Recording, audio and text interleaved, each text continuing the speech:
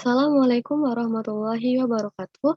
Nama saya Putri Amalia dengan NIM 42011211021 dari kelas Pendidikan Fisika D 2020, Fakultas Matematika dan Ilmu Pengetahuan Alam, Universitas Negeri Medan. Nah, di sini saya akan mempresentasikan hasil rekayasa ide saya yang berjudul Pendekatan dan Model Pengembangan Kurikulum, di mana rekayasa ide ini merupakan tugas dari mata kuliah telah kurikulum dengan dosen pengampu Bapak Irfandi SPD MSI. Adapun latar belakang dari rekayasa ide ini adalah banyak model yang bisa digunakan dalam pengembangan kurikulum. Pemilihan suatu model pengembangan kurikulum bukan saja didasarkan atas kelebihan dan kebaikan-kebaikannya, tetapi juga mungkin dari pencapaian hasil yang maksimal. Namun, juga butuh pula disesuaikan dengan sistem pembelajaran serta sistem pengelolaan pembelajaran yang dianut, dan model konsep pembelajaran mana yang akan digunakan. Nah, ada pun rumusan masalahnya. Yang pertama, apa yang dimaksud dengan pendekatan dan apa sajakah pendekatan pengembangan kurikulum tersebut? Yang kedua, apa yang dimaksud dengan pendekatan pengembangan kurikulum dan apa saja model konsep tersebut? Yang ketiga, apa sajakah model-model pengembangan kurikulum tersebut? Dan yang keempat, bagaimana analisis terhadap model-model pengembangan kurikulum? Lalu, tujuan dari rekayasa ide ini adalah 1. Menjelaskan pengertian pendekatan dan pengembangan kurikulum. Yang kedua, menjelaskan pengertian model pengembangan kurikulum dan model konsep kurikulum. Yang ketiga, menjelaskan apa sajakah model-model pengembangan kurikulum. Yang keempat, menjelaskan analisis terhadap model-model pengembangan kurikulum. Dan yang terakhir, menyelesaikan tugas rekayasa ide mata kuliah telah kurikulum. Nah, selanjutnya kita bahas bab yang kedua, yaitu isi. Yang pertama-tama, kita harus pahami dulu nih, apa sih sebenarnya pengertian dari pendekatan pengembangan kurikulum? Pendekatan merupakan titik tolak atau sudut pandang seseorang terhadap suatu proses tertentu. Sedangkan kurikulum merupakan fitur mata pelajaran serta program pembelajaran yang diberikan oleh suatu lembaga penyelenggara pembelajaran berisi rancangan pelajaran yang hendak diberikan kepada peserta didik dalam satu periode jenjang pembelajaran. Jadi, pendekatan pengembangan kurikulum merupakan metodik kerja dengan mempraktikkan strategi serta tata cara yang pas dengan menjajaki langkah-langkah pengembangan yang sistematis untuk menciptakan kurikulum yang lebih baik. Zainal Arifin dalam bukunya Konsep serta Model Pengembangan Kurikulum, ia mengemukakan bahwasannya ada beberapa pendekatan yang bisa digunakan dalam pengembangan kurikulum. Yang pertama, pendekatan kompetensi atau competency approach. Kompetensi ini merupakan jalinan terpadu yang unik antara pengetahuan, keahlian, perilaku, serta nilai-nilai yang direfleksikan dalam pola pikir dan pola berperan. Yang kedua, ada pendekatan sistem atau system approach. Identitas sistem merupakan terdapatnya tujuan, guna, komponen, dan interaksi. Pendekatan sistem ini merupakan pemakaian bermacam konsep yang serasi dari teori sistem yang universal untuk menguasai teori organisasi serta praktek manajemen. Yang ketiga, pendekatan klarifikasi nilai atau value clarification approach. Klarifikasi nilai merupakan langkah pengambilan keputusan tentang prioritas atas kepercayaan sendiri bersumber pada pertimbangan yang rasional, logis, cocok dengan perasaannya, serta perasaan orang lain dengan ketentuan yang berlaku. Yang keempat, ada pendekatan komprehensif atau comprehensive approach. Yang kelima, pendekatan yang berpusat pada permasalahan atau problem-centered approach. Pengembangan kurikulum dengan pendekatan ini dicoba dengan metode mengenali bermacam masalah kurikulum secara parsial. Para guru dimohon untuk mendata masalah-masalah, kemauan, harapan, serta kesulitan yang dihadapi oleh mereka maupun peserta didik dalam mata pelajaran. Yang keenam, ada pendekatan terpadu. Pendekatan terpadu merupakan suatu pendekatan yang memadukan totalitas bagian serta indikator-indikatornya dalam sesuatu bingkai kurikulum untuk mencapai tujuan tertentu. Selanjutnya kita masuk ke dalam model-model pengembangan kurikulum. Zainal Arifin mengemukakan bahwasannya ada 8 model pengembangan kurikulum. Yang pertama, the administrative model. Model ini merupakan model pengembangan kurikulum yang sangat dini serta sangat universal. Yang kedua, ada the grassroots model. Model ini didasarkan oleh dua pemikiran pokok, yaitu implementasi kurikulum yang hendak lebih berhasil apabila guru-guru selaku pelaksana telah semula ikut serta secara langsung dalam pengembangan kurikulum. Yang kedua, pengembangan kurikulum tidak hanya mengaitkan personel yang profesional atau guru saja, namun juga siswa, orang tua, serta warga sekolah. Yang ketiga, the demonstration model.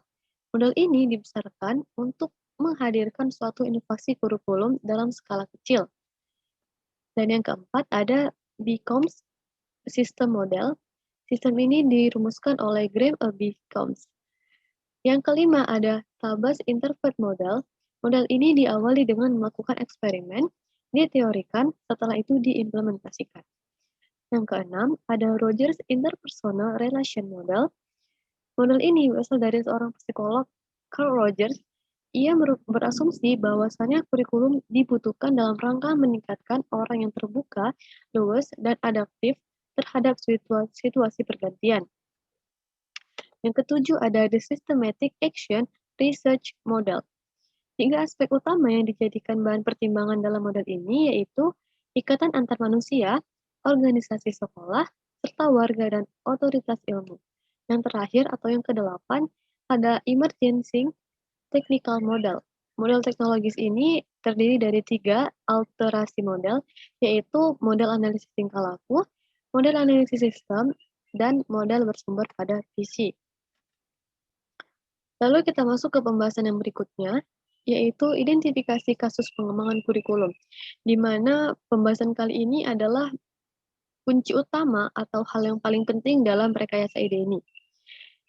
Adapun banyak sekali masalah-masalah yang dijumpai mengenai kurikulum, khususnya pendidikan yang di Indonesia. Yang pertama, yaitu permasalahan dari guru. Guru kurang berpartisipasi dalam pengembangan kurikulum. Diakibatkan dari beberapa hal seperti kurangnya waktu, komentar yang tidak sesuai baik sesama guru, kepala sekolah maupun administration, sebab keahlian serta pengetahuan guru itu sendiri. Yang kedua, dari warga. Untuk pengembangan kurikulum diperlukan sokongan warga, baik dalam pembiayaan ataupun dalam memberikan umpan balik terhadap sistem pembelajaran maupun kurikulum yang sedang berjalan. Yang ketiga, masalah bayaran. Untuk pengembangan kurikulum, terlebih aktivitas eksperimen, baik tata cara, isi ataupun sistem secara totalitas memerlukan biaya yang tidak hanya sedikit. Yang keempat, dari kepala sekolah. Dalam hal ini, sepatutnya kepala sekolah memiliki latar baik mendalam tentang teori serta praktek kurikulum. Yang kelima, birokrasi, yaitu terdiri dari para inspeksi di Kanwil serta pula orang tua ataupun tokoh-tokoh warga. Kepala sekolah serta stafnya tidak bekerja dalam rangka patokan yang diresmikan oleh Demdikbud. Adapun pemecahan atau solusi dari kasus-kasus permasalahan pengembangan kurikulum tadi, yang pertama, mengganti paradigma dari pengajaran yang berbasis sistem materialistik menjadi religius. Pemecahan ini membuktikan bahwasannya tidak ada lagi yang namanya kemerosotan moral, di mana tidak ada lagi juga terdapat siswa yang hanya pintar tetapi tidak memiliki moral. Yang kedua, mengganti konsep dini paradigma kurikulum jadi alur yang benar untuk menggapai suatu tujuan yang sesungguhnya. Yang ketiga, melaksanakan pemerataan pembelajaran lewat pemerataan fasilitas serta prasarana ke sekolah terpencil, sehingga tidak hendak terdapat lagi siswa di wilayah terpencil yang tertinggal dalam pembelajaran. Yang keempat, melaksanakan kurikulum dengan sebaik-sebaiknya. Yang kelima, mensterilkan organ-organ kurikulum dari oknum-oknum yang tidak bertanggung jawab. Yang keenam, dengan menggunakan lesson study maupun workshop yang membahas metode mengarahkan aktivitas pendidikan. Yang ketujuh, pertemuan antar sekolah yang mempraktikkan kurikulum yang sama. Jadi, dalam solusi ini, sekolah-sekolah yang mempraktikkan kurikulum yang sama bisa berbagi tips, berbagi masalah, dan saling memecahkannya bersama. Dari pembahasan di atas, dapat saya simpulkan bahwasannya pendekatan merupakan sudut pandang seseorang terhadap suatu proses tertentu. Adapun beberapa pendekatan pengembangan kurikulum, yaitu ada pendekatan kompetensi, pendekatan sistem, pendekatan klarifikasi nilai, pendekatan komprehensif, pendekatan yang berpusat pada permasalahan dan pendekatan terpadu. Sedangkan model-model pengembangan kurikulum, ada the administrative, ada the grassroots model, the demonstration model, become system model, Tabas interval model, Agile interpersonal relation model, the systematic action research model, dan emergency technical model. Dan ada pun tadi beberapa masalah yang dapat saya pecahkan atau saya cari solusinya. Semoga apa yang saya sampaikan berguna untuk kita semua. Demikianlah yang bisa saya paparkan dalam presentasi kali ini.